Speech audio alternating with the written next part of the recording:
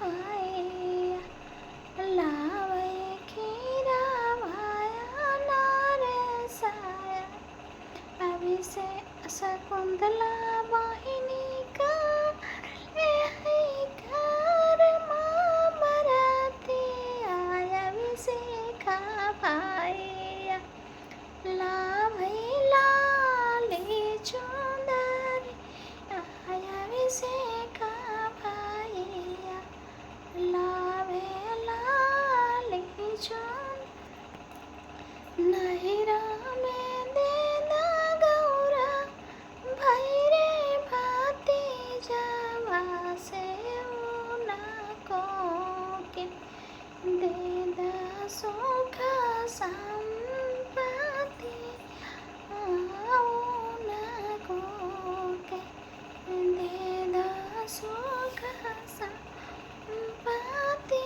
आकी जिंदगी भर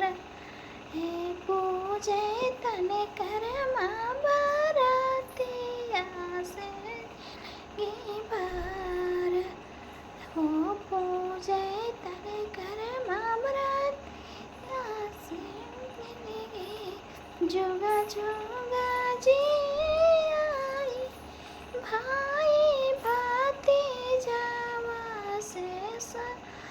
सुहागिन राई हमरो भौजाइया से सुहागिन रहेला हमरो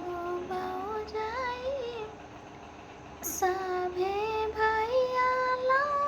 लामाई खीर आया नार सासे सवेरे बाहिनी भूखल कर माँ बरतिया से सवेरे बाहिनी भूखल कर माँ बरती से सवेरे बाहिनी